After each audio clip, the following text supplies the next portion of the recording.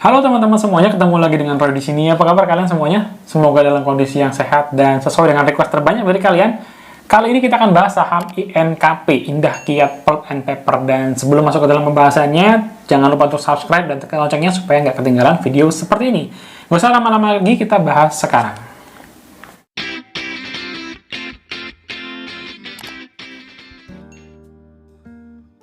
Langsung aja teman-teman kita pindah ke layar monitor, kita akan bahas bareng-bareng saham INKP alias Indah Kiat Pulp and Paper ya, salah satu anak usaha grup Sinarmas. Jadi INKP itu perusahaan apa sih? Di sini saya sudah berikan sedikit untuk sekilas perusahaan, mungkin teman-teman ada yang belum tahu gitu ya.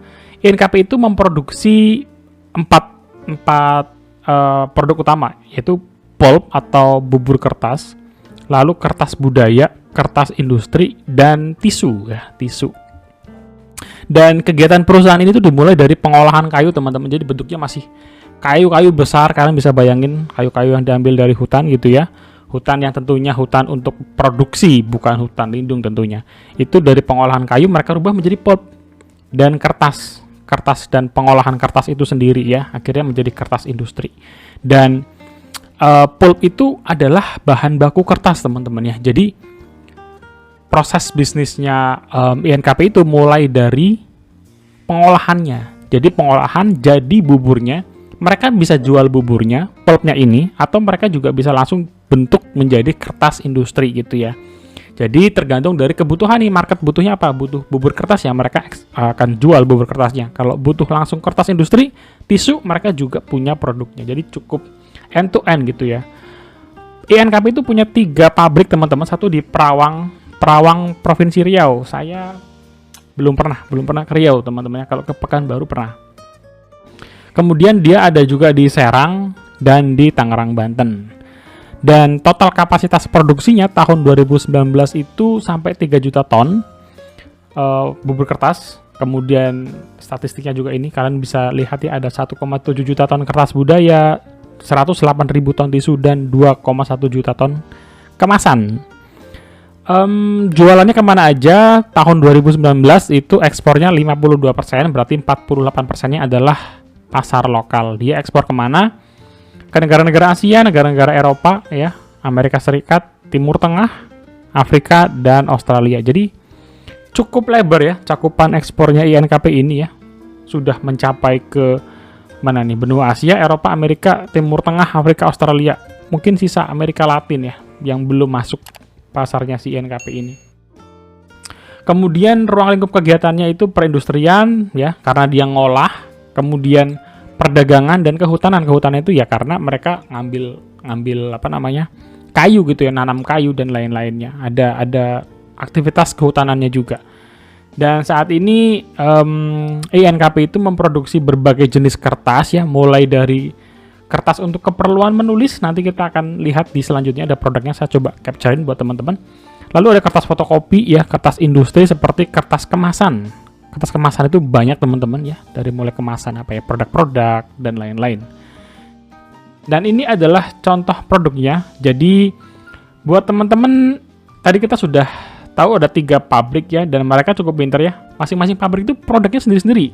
Jadi kayak misalkan nih di Serang tuh ada produk untuk kemasan ini berarti ya, food service, ada folding box, ada ini gambar rokok ya, kertas untuk bungkus rokok. Jadi cukup banyak produknya, tapi di Serang kecenderungannya untuk food service, pembungkus makanan ataupun produk. Kalau di Perawang, nah ini kertas ini nih, kertas tulis ya, ada sidu. Teman-teman mungkin kalian jadi apa ya, keinget zaman SD, SMP, SMA gitu kalau nulis. Saya dulu dibelikan sama orang tua bukunya tuh sidu teman-teman. Kalau saya lihat sidu tuh lebih bersih ya, lebih clean, kertasnya tuh terang gitu loh. Jadi kita buat nulis tuh kayak kelihatan jelas gitu ya. Karena banyak juga kertas yang memang dibuat sedikit lebih gelap gitu ya. Ada merek-merek lain juga kertas fotokopi, IKA ini juga di perkantoran cukup banyak yang pakai IKA. E-paper juga ada, tapi e-paper mana ya? E-paper tuh juga punyanya INKP. Kemudian di Tangerang itu memproduksi kertas berwarna mungkin untuk poster, gambar-gambar dan lain-lain. Kemudian ada kertas untuk Al-Quran juga, karena kertasnya mungkin spesifik. Dia memproduksi kertas untuk Al-Quran juga. Jadi produknya cukup spesifik teman-teman ya. Nah, kita langsung mulai masuk ke laporan kinerja perusahaannya. Kita start dari pendapatan dulu ya. Jadi di pendapatan tahun 2021 mereka tuh tumbuh 18% ya. Tumbuh 18%. Dari sebelumnya 2,9 ini dalam format dolar ya, jutaan dolar. Kalau kita convert ke rupiah ini ya 41 triliun di tahun 2020. Di tahun 2021 50,2 triliun, naik 18% ya, kenaikan yang cukup signifikan. Dan kalau teman-teman lihat ya, yang menarik adalah beban pokok penjualan itu tidak terlalu signifikan naiknya ya. Dari 2,123 menjadi 2,288. Jadi kenaikannya tergolong kecil beban pokok penjualannya si INKP itu. Sementara mereka masih bisa menaikkan penjualan, dan nanti kita bisa melihat laba bersihnya akan terdampak cukup signifikan karena jualannya naik, bebannya nggak terlalu naik. Dan ini adalah penjualannya ya. Tadi kalau di 2019 mereka ekspornya baru 52%, tahun 2021 tuh mereka sudah bisa ekspor 58%. Jadi ini menurut saya bagus buat INKP. Semakin gede porsi mereka ekspor, itu akan lebih menguntungkan buat INKP. Dan kita lihat ini adalah perusahaan-perusahaan tempat mereka melakukan transaksi ya. Ini yang lokal, mereka bisa jual segini banyak ya, 42% lah, karena ini dalam jutaan dolar, dan ini dalam totalnya masih dalam bentuk USD gitu teman-teman ya. Dan lebih enak memang kita convert ke IDR sih. Jadi dari sini kita bisa melihat di tahun 2021 INKP itu berhasil menaikkan jumlah ekspornya mereka, dan saya suka gitu ya catatan ini. Ini adalah tujuan ekspornya tadi ya, ada tertinggi masih di negara Asia ya, negara-negara Asia. Tapi di sisi lain tuh agak mulai rata ya, Timur Tengah, Eropa, Amerika, Afrika. Hanya Australia yang porsinya tinggi, bahkan mengecil 50% ya dari tahun 2020. Nah itu saya juga belum lihat lebih jauh apakah karena demand-nya dari Australia berkurang atau ada apa nih. Kenapa turun cukup signifikan dari Australia meskipun jumlahnya nggak gede-gede amat juga. Selebihnya ke Timur Tengah naik, ke Eropa agak turun sedikit, ke Amerika juga turun sedikit, ke Afrika turun sedikit gitu ya. Jadi lebih banyak memang ekspor ke Asianya yang banyak demand-nya gitu ya. Mungkin ke China kali ya tujuan ekspor. Nah, ini yang penting ya, bahwa INKP itu juga harganya bergantung dari komoditas gitu ya. Harga komoditas kertasnya lagi naik harganya, maka transaksi dia untuk ekspor akan lebih bagus lagi. Di tahun 2022 ya, kalau kita lihat dari September 2021 ini ya, harga komoditas itu naiknya lumayan teman-teman ya. Dari mulai startnya di 5 ribuan, sekarang sudah 7 ribuan. Jadi sudah ada kenaikan 40% harga komoditasnya ya.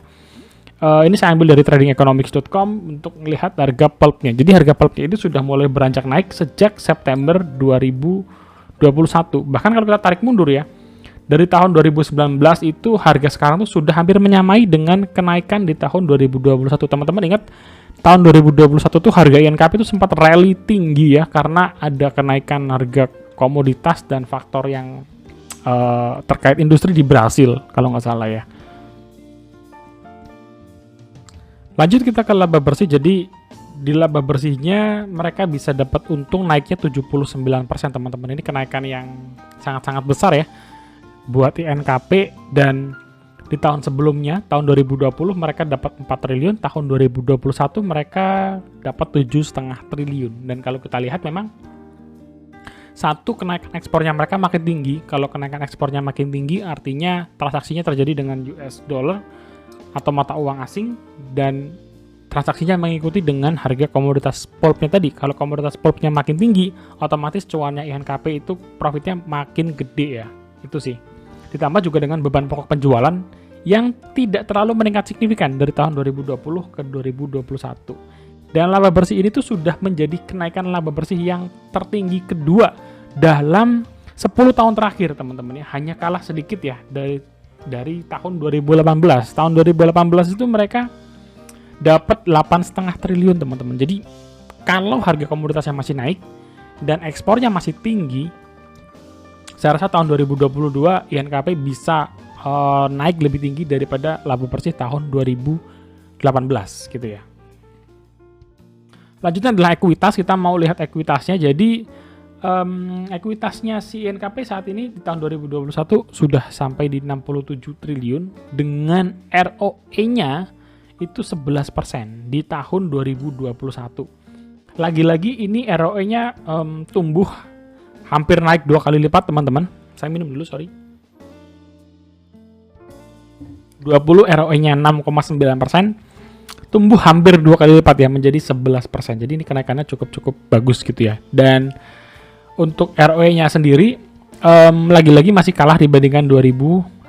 Saat itu mencapai 15%. Lanjut kita bahas di liabilitasnya ya. Jadi liabilitasnya INKP itu makin menurun, teman-teman. Dari 2018, justru saat 2018 mereka dapat laba yang besar, ROE besar, utangnya sedang besar juga ya, hampir menyentuh 80 triliun dan sekarang sudah turun di bawah 60 triliun ya. Ini penurunan yang menurut saya cukup signifikan sih dalam waktu berarti 3 tahun berjalan mereka mampu turunin lebih dari 30% ya, 80 ke kurang dari 60. Jadi dari sisi liabilitas kita bisa melihat cukup sehat ya. Dengan DER-nya itu berarti di bawah 1 kali, sekitar 0,7 kali ya untuk DER-nya. Ini adalah aset detailnya ya, jadi mereka sudah punya total aset itu 128 triliun dengan aset lancarnya 67 triliun ya. Setengahnya aset lancar dengan 10% dari total asetnya bentuknya adalah kas, dan setara kasnya mereka punya neraca solid di teman-teman karena kasnya juga mereka punya dalam jumlah yang tidak sedikit ya, 15 triliun. Profitability seberapa menguntungkan perusahaan ini 3 tahun terakhir melonjak, sekarang sudah di 14,9 atau hampir 15%-nya. Net profit margin ya, ini adalah net profit margin. Sebelum-sebelumnya mereka cukup konsisten tumbuh, tapi di 2019 anjlok. Di sini mereka mentok 2018 itu 17,63%, dikit lagi ya.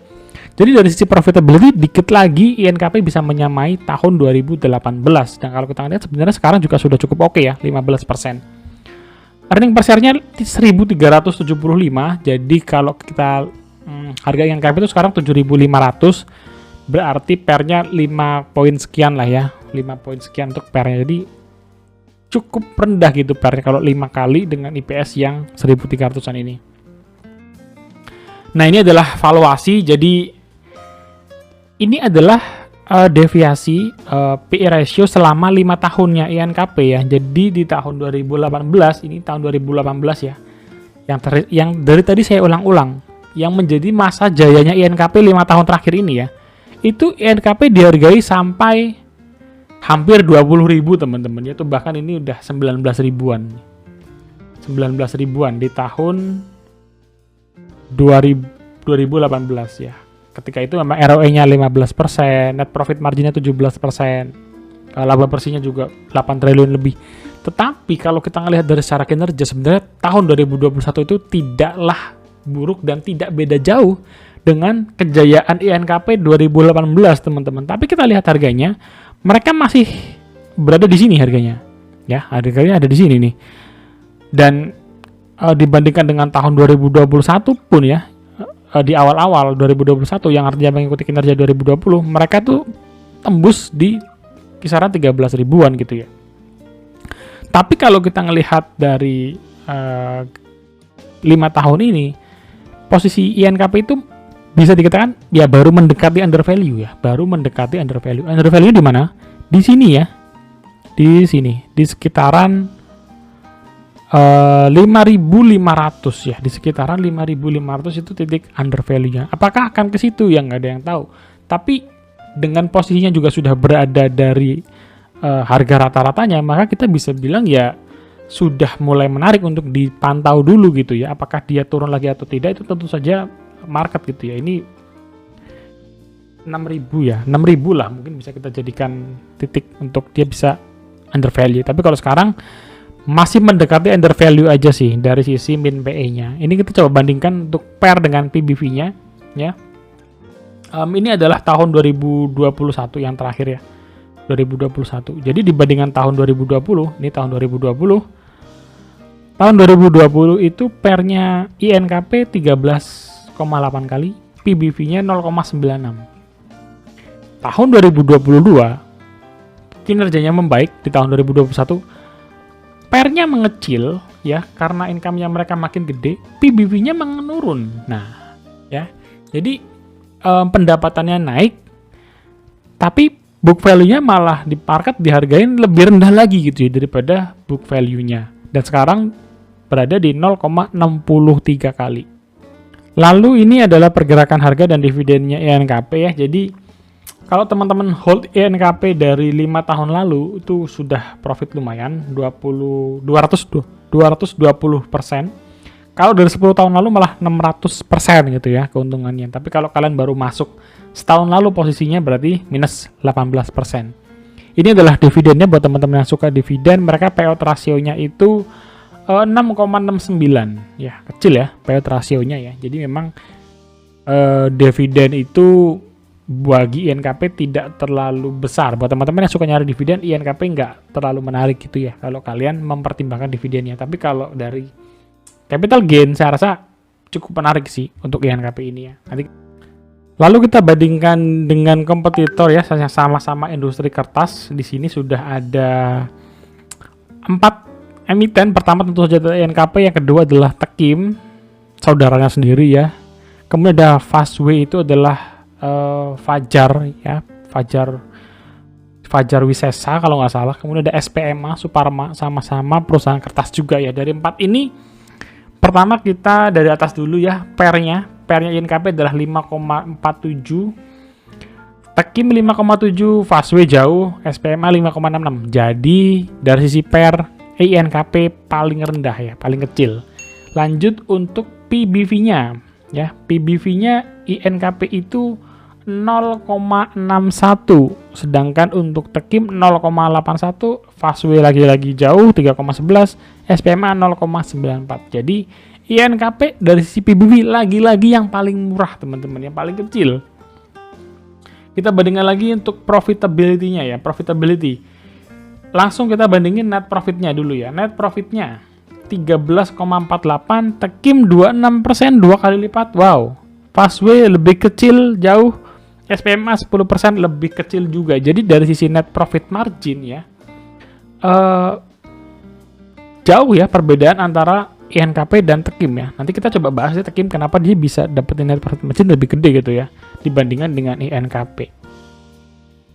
Lalu manajemen effectiveness, ROA-nya INKP 5,8 dibandingkan dengan Tekim kalah, dibandingkan dengan Fastway masih menang dikit, dibandingkan dengan SPMA kalah jauh ya, kalah jauh. Untuk ROE ya, ini ROE ya. INKP 11%, Tekim 14%, Fastway 12%, SPMA 17,9%. Jadi dari sisi ROE, INKP yang terendah memang dibandingkan dengan kompetitor-kompetitor tadi. Jadi kita sudah punya gambaran ya, per PBV INKP paling menarik, tapi untuk ROE dan ROA mereka kalah dibandingkan dengan pesaingnya gitu ya. Nah, ini adalah prospek ke depan teman-teman. Saya nemu 3 hal yang bisa menjadi highlight, mungkin jadi insight juga buat teman-teman. Yang pertama adalah faktor permintaan dan kemampuan produksi ya.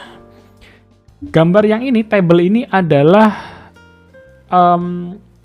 volume penjualan ya, volume produksinya INKP tahun 2021 ini adalah volume V ya.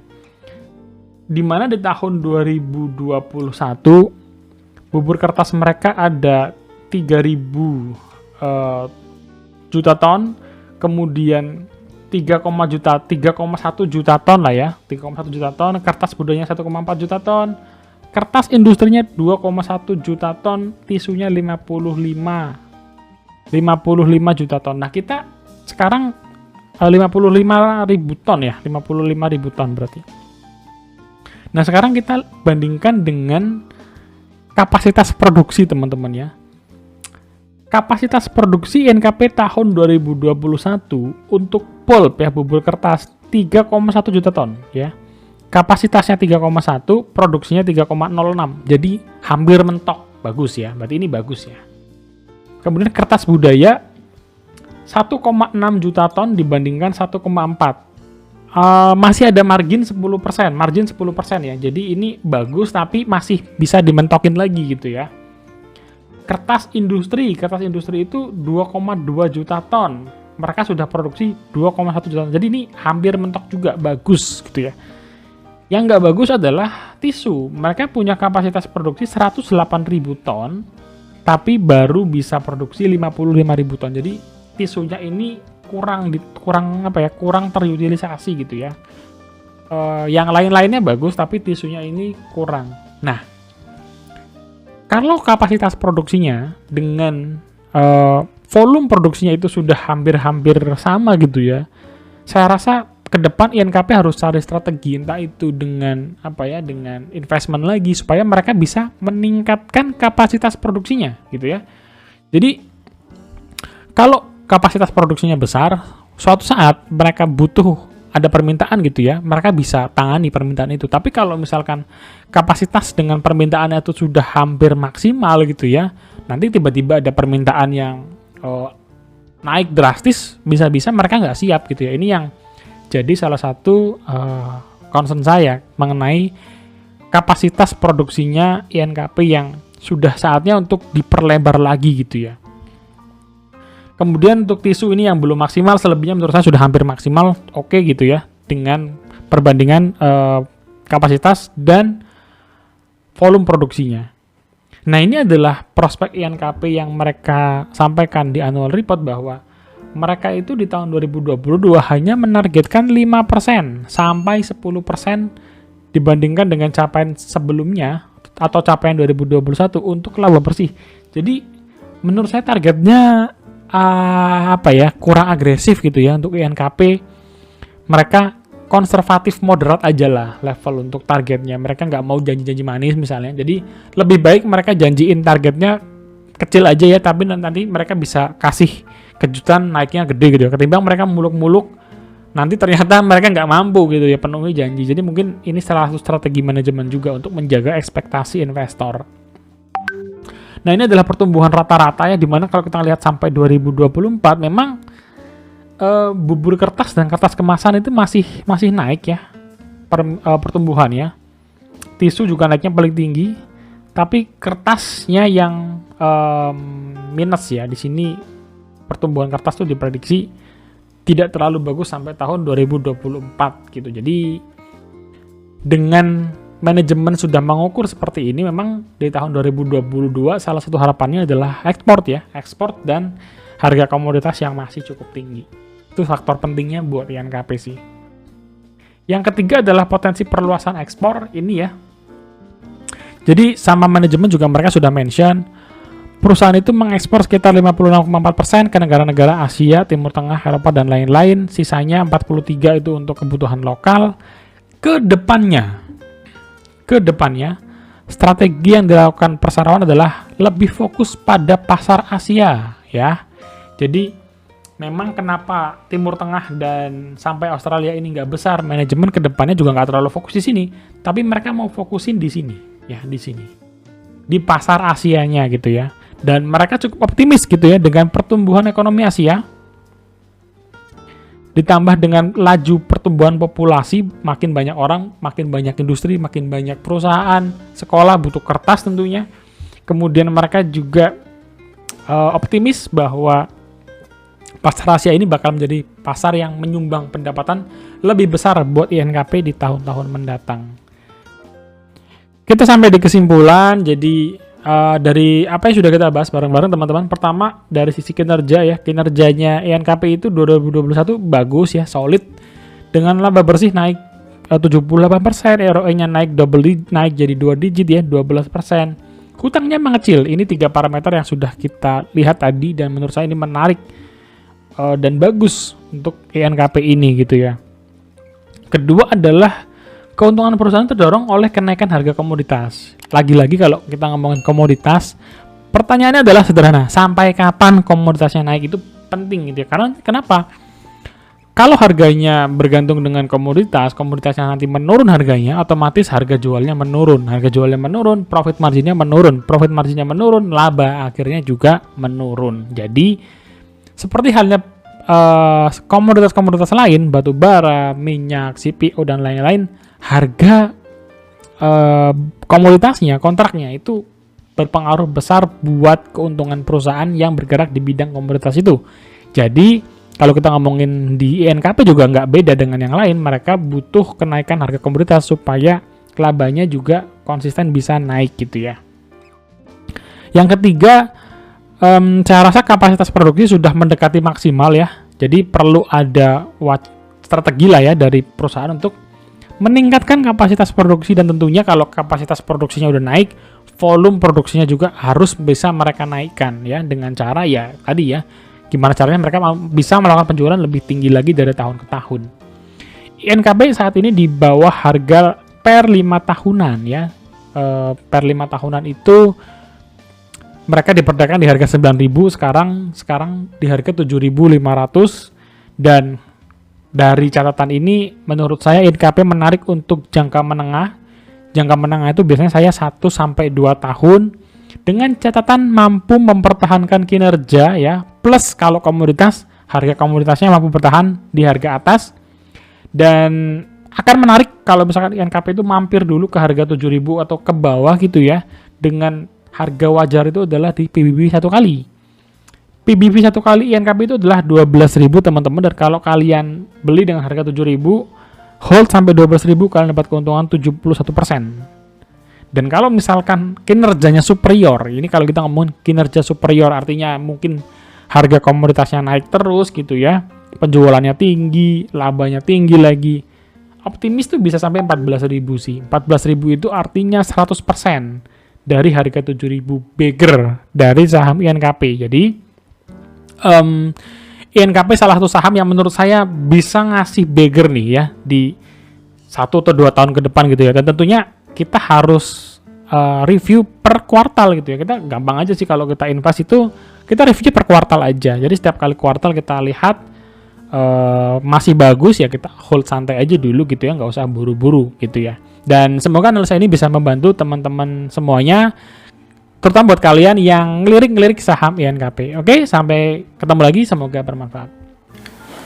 Nah itu dia teman-teman hasil pembahasan kita, analisa untuk saham INKP, Indah Kiat Pulp and Paper, salah satu saham yang cukup menarik ya dari apa yang sudah kita bahas ya, di mana di tahun 2021 kinerjanya mengalami peningkatan, di mana laba bersih, ROE-nya, dan hutangnya juga semakin mengecil. Jadi gimana teman-teman, tertarik dengan saham ini? Tetap lakukan analisa kalian sendiri, ini bukan ajakan jual beli. Lakukan analisa kalian sendiri karena ini penting buat investor dan bikin kalian semakin yakin untuk hold sahamnya di jangka yang cukup panjang gitu ya, bukan untuk harian ataupun mingguan. Oke? Semoga video ini bisa bermanfaat buat teman-teman semuanya. Kalau kalian suka, jangan lupa subscribe, share, like, dan kita bisa diskusi bareng di kolom komentar. Punya saham yang menarik untuk dibahas, tulis di kolom komentar, kita tampung dulu, dan kita bahas di video-video kita selanjutnya. So, sampai ketemu di video selanjutnya guys. God bless you, bye-bye.